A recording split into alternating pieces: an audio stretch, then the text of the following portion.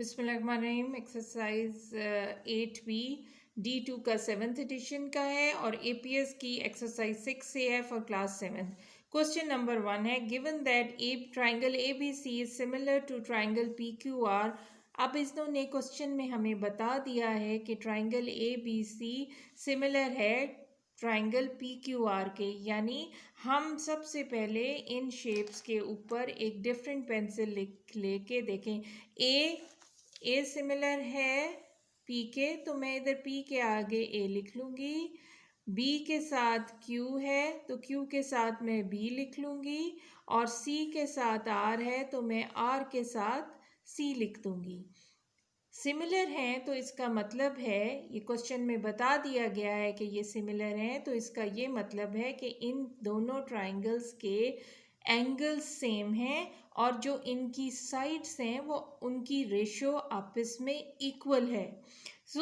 ये हमें पता है क्योंकि उन्होंने बता दिया गया है। Find the values of the unknowns. Unknowns इसमें क्या है? एक्स, जी और वाई, ये हमने निकालना है। सिमिलैरिटी में हमेशा आपको एक शेप बड़ी और एक छोटी दी गई होगी। ये कभी भी इक्वल नहीं होंगी। अगर इक्वल होंगी तो वो कॉन्ग्रुएंसी का केस बन जाएगा, और ये भी रोटेट हुई होती हैं। ये देखें, जैसे इधर है ना ये लाइन, तो ये बिल्कुल इसके उलट यहाँ बन रही है, ये रोटेट है। ये लिख लेने से आपके लिए आसानी हो जाएगी। अब देखें, अब मुझे देखना है कि क्या क्या इन्फॉर्मेशन है। ये मैंने आपको बताया है कि ये 90 का एंगल होता है। This rectangle shows 90 degree angle.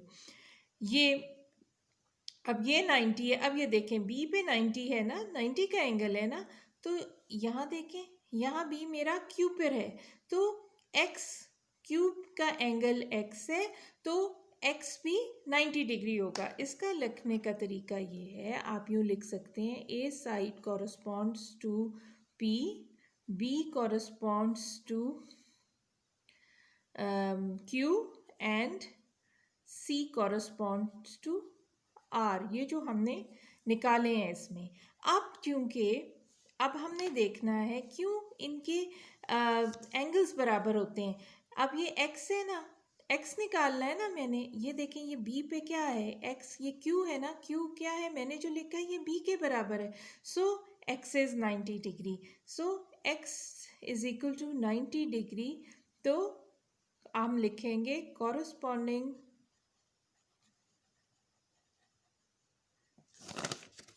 angles of similar triangles। क्योंकि ये कॉरस्पॉन्डिंग एंगल्स हैं इसलिए ये बराबर होंगे। ये निकल आया मेरा। अब ये y कैसे निकलेगा? y देखें, y c पर है, और इधर आप देखें ये जो गिवन है मैं उसके हिसाब से देख रही हूँ। यहाँ देखें r पर हमने जो निकाला है वो c है, तो y ऑटोमेटिक 35 हो गया। y is equal to 35 degree. यही आप देंगे corresponding angles of similar triangles. यही आप इस तरह करके लिख दें। अब क्या रह गया? जी रह गया। तो इसका बड़ा आसान तरीका है कि हमने इधर देखें, ये दो एंगल्स हमारे पास हैं। ये 90 हो गया, ये 90 डिग्री हो गया। दो एंगल्स जब भी हमारे पास होते हैं तो तीसरा एंगल 180 में से माइनस करके निकल आता है। तो हम निकालेंगे, क्योंकि z डिग्री कैसे निकलेगी? सबसे पहले हम 180 डिग्री में से माइनस कर देंगे, ब्रैकेट में लिखें इन दोनों को प्लस करके 35 प्लस 90, तो ये आ जाएगा 180 minus 125 is equal to 55 degree. जब दो एंगल्स दिए होते हैं तो sum of angles of a triangle is equal to 180 degree.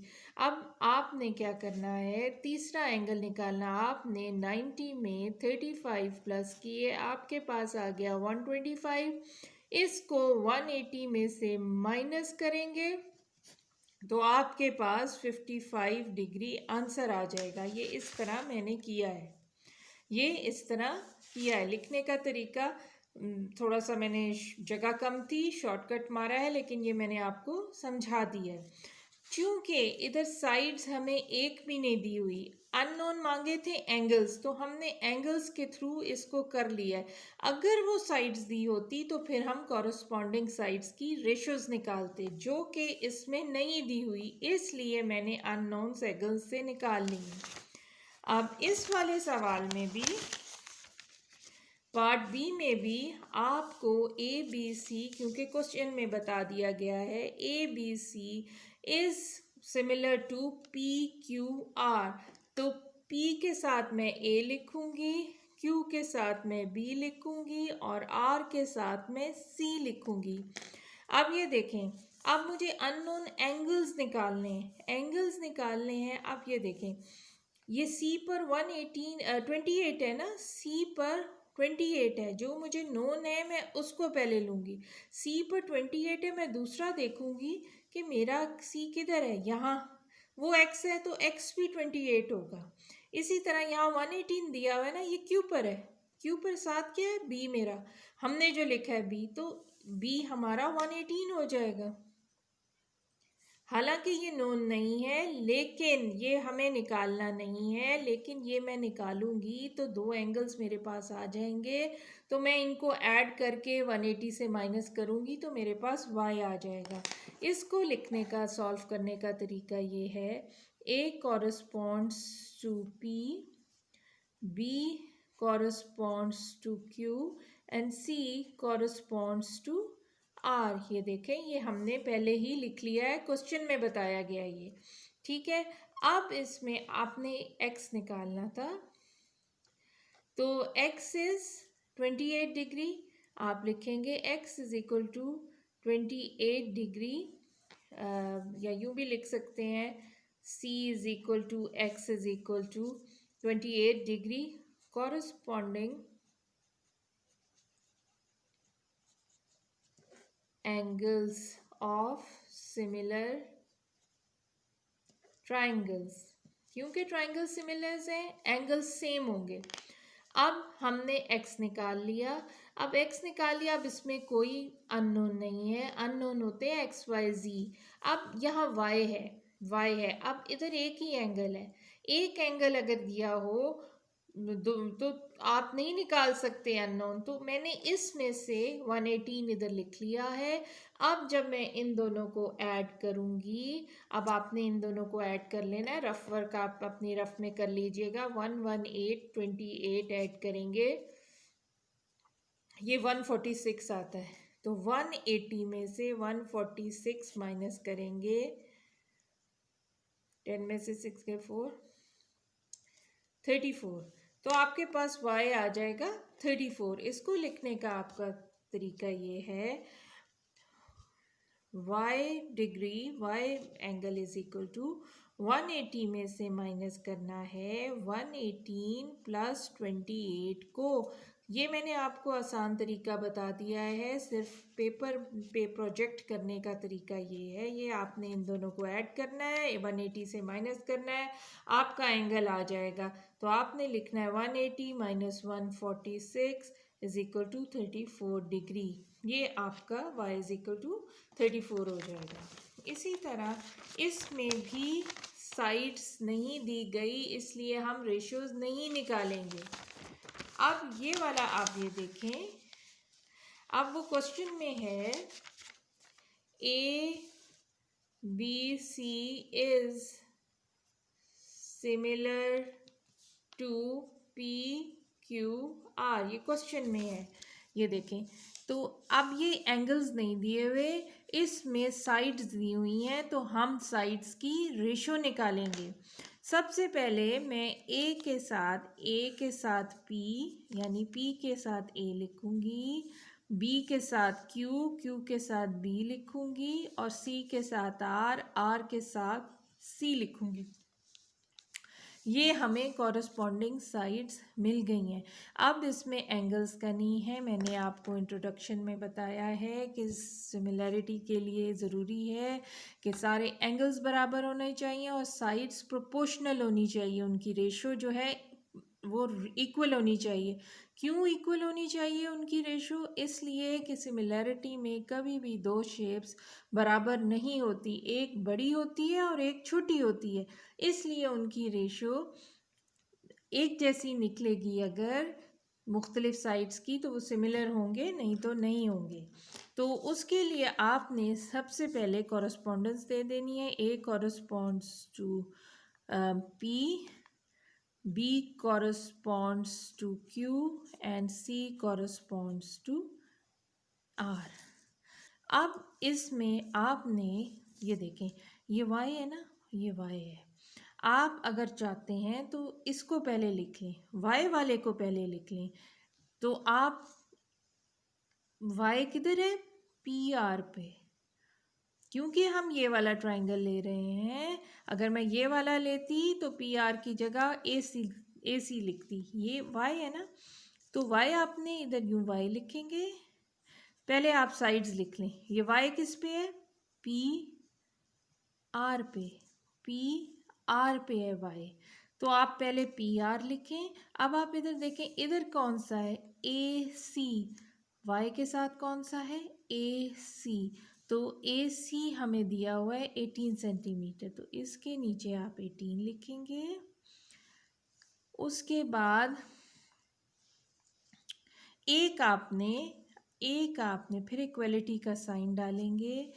हमेशा एक बात याद रखिए कि जो भी इक्वेशन बनती है उसमें एक अननोन होना चाहिए, दो अननोन नहीं होने चाहिए। अगर मैं दूसरा इक्वलिटी के बाद इधर x वाला ले लेती हूँ तो x भी मेरा अननोन हो जाएगा, मुझे ये नहीं चाहिए। मुझे ऐसी साइड्स लेनी है दो, क्योंकि मैंने पहले इधर से शुरू किया है तो मैं पहले इधर से ही शुरू करूँगी। मैं ये देखती हूँ कि RQ पे x है, ये मुझे नहीं पता, तो मैं इसको छोड़ दूँगी। PQ पे 6 है, तो PQ के साथ AB क्या है? AB इज इक्वल टू 10 है, ये दोनों नोन है। मैं ये लिखूँगी, इधर लिखूँगी PQ और इस तरफ उसका AB, सॉरी इधर भी मुझे AC लिखना चाहिए था। एक दफ़ा आपको ये चीज़ आ जाए तो आपको ये लिखने की ज़रूरत नहीं है। अगर मैं इधर x लिख देती तो मेरे पास, अब ये देखें, ये मेरे पास PRY है, AC 18 है, PQ 6 है और AB मेरे पास 10 है। ये स्टेप हम स्किप भी कर सकते हैं अगर हमें समझ आ जाए। ये देखें, मैंने ये किया है कि ये जो मैंने y ऊपर y निकालना था ना, y ऊपर y लिया है तो उसके साथ इसकी कॉरस्पॉन्डिंग साइड AC ली है। वो क्या है? 18, y ओवर 18 लिख दिया है। फिर अगर मैं इधर x ले लेती तो यहाँ अगर मैं x लिख देती तो y और x दोनों एक इक्वेशन में आ जाते, तो वो दो अननोन सॉल्व नहीं हो सकते। मैंने ये लिया, जब मैं ये ट्राइंगल पहले ले रही हूँ तो मैं दूसरी साइड भी ये 6 वाली साइड ली, PQ, इसके साथ क्या है? AB। 6 मैंने ऊपर लिखा, AB क्या है? 10 सेंटीमीटर, वो मैंने नीचे रखी। अब आपको ये तो मालूम होगा कि जब भी दो चीज़ें यानी पूरी फ्रैक्शन के नीचे यूं और यूं हो और बीच में इक्वलिटी का साइन हो तो क्रॉस मल्टीप्लाई हो जाते हैं। Cross multiply is very simple. इसको आप डिनोमिनेटर को इस तरफ ऊपर ले जाएं और इसको इधर ऊपर ले जाएं, ये आपका मल्टीप्लाई करेगा। ये आपका करेगा 10 into y is equal to 18 into 6, तो यह आ जाएगा 10y is equal to 18 into 6 is 108। तो मुझे खाली y चाहिए, खाली y चाहिए, 10 हटाना है, 10 इधर मल्टीप्लाई कर रहा है, इधर डिवाइड करेगा, तो ये आ जाएगा 10.8। सो y इज इक्वल टू 10.8। अब मुझे x निकालना है, अब मुझे x निकालना है, क्योंकि साइड्स हैं इसलिए मैं रेशो ले रही हूँ। अब अगर मैं ये x ऊपर रखती हूँ तो इसके कॉरस्पॉन्डिंग साइड BC है। BC क्या है? BC 12 है उसको नीचे लिखना है, फिर इज इक्वल टू का साइन डालना है, फिर बेशक आप ये वाली साइड ले लें, वही 6 P Q over P A B है तो ये 6/10 आएगा।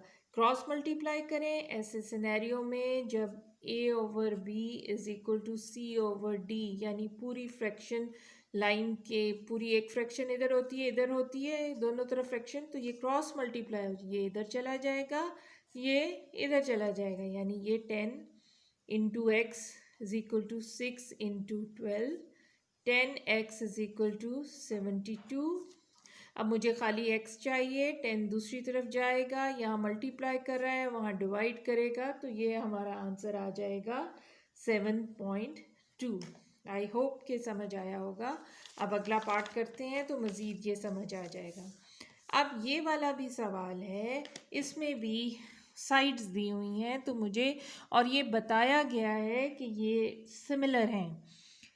अगर ये जो मैंने ड्रॉ की हैं मे बी आपको ना लग रहा हो कि ये, लेकिन ये छोटे बड़े हैं, ये हो ही नहीं सकता कि सिमिलैरिटी में एक जैसे हों। ठीक है, आपने कॉरस्पॉन्डिंग्स निकालनी है। ए उसमें क्या था, A B C P Q R के साथ है, तो ए पी के साथ है तो पी के साथ आप ए लिखेंगे, बी क्यू के साथ है क्यू के साथ आप बी लिखेंगे। अब ये देखें किस कदर डिफरेंट है, और सी के साथ आप आर, ये इधर सी लिखेंगे। A B C is P Q R के साथ हो गया है। अब आपने अब ये देखें, अगर आपने इधर x निकालना है पहले तो आप ये साइड ऊपर रख लें,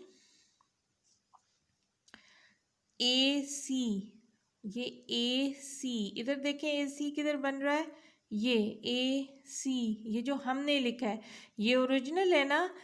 जो चीज़ आप पहले लिखेंगे वो न्यूमरेटर में होगी, जो दूसरी लेंगे उसके कॉरस्पॉन्डिंग पहले हमने ये वाला ट्राइंगल लिया था तो इसको ऊपर रखा था, जैसे इसमें इस वाले ट्राइंगल से मैंने y लिया था, y मैंने न्यूमरेटर में रखा था और दूसरे के डिनोमिनेटर में ले लिया था। अब अगर मैं यहाँ x ऊपर ले रही हूँ, ये पहले ले रही हूँ, न्यूमरेटर में ले रही हूँ, ये ए सी है तो इधर देखें ए सी किधर बन रहा है, ये तो वो क्या है 8, नीचे 8 लिख दूंगी। इसी तरह अब अगर मैं बी सी लेती हूँ, बी सी लेती हूँ 7, तो इधर बी सी वाई बन रहा है, वो मैं नहीं लूँगी क्योंकि वो एक और अननोन आ जाएगा वाई। मैं बी सी नहीं लूँगी, मैं ए बी लूँगी क्योंकि यहाँ भी ए बी मुझे गिवन है, इसलिए मैं क्या करूँगी इस वाले का पहले लूँगी, ये 12 ऊपर लिखूँगी और उसके साथ ये 10 नीचे आ जाएगा। इसको क्रॉस मल्टीप्लाई कर देंगे, 10x इज इक्वल टू 8 2 16 96, तो x is equal to 96/10 is equal to 9.6, x हमारे पास आ जाएगा 9.6। इसी तरह अब मुझे y निकालना है, y निकालना है तो मैं क्या करूँगी, y मैं इधर ऊपर रखूँगी, y के साथ क्या है सी बी यानी बी सी, बी सी इधर क्या है बी सी 7, उसको नीचे लिखूँगी। जो मैंने न्यूमरेटर में रखना है, जो साइड में पहले ले रही हूँ उसको मैं न्यूमरेटर में रखूँगी, दूसरी को नीचे रखूँगी डिनोमिनेटर में। इसी तरह इज इक्वल टू का साइन डालूँगी। अब वही साइड ले लें, ये 12/10 वाली, लेकिन यहाँ मैंने 12/10 लिखा था, अब मैं ये पहले लिखूँगी, ये दोनों नोन है ना मेरे पास। अब मैं उल्टा चलूँगी, जिसको जो न्यूमरेटर में लिया है ना वो न्यूमरेटर में ही आए, उसको 10/12 लिखूँगी, तो ये 12y is equal to 10 into 7, 12y is equal to 70। y खाली चाहिए, यहाँ 12 मल्टीप्लाई कर रहा है, यहाँ डिवाइड करेगा 70/12, इसकी कटिंग कर लें, ये नीचे एंड में इवन नंबर्स हैं, ये 2 के टेबल पे चले जाएंगे, 2 6 12 और 35 70 होता है। अब ये दोनों किसी एक टेबल पे नहीं जाते, ये इम्प्रॉपर फ्रैक्शन है।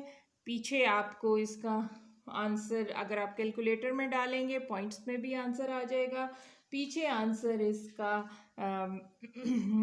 होल वो मिक्स नंबर्स में दिया हुआ है, तो वो अगर आप करें तो 5 5 और 6 आता है। 35 को अंदर रखें, 6 से डिवाइड करें, 6 5 30 आता है, ये 5 5 और 6 ये आपका आंसर है।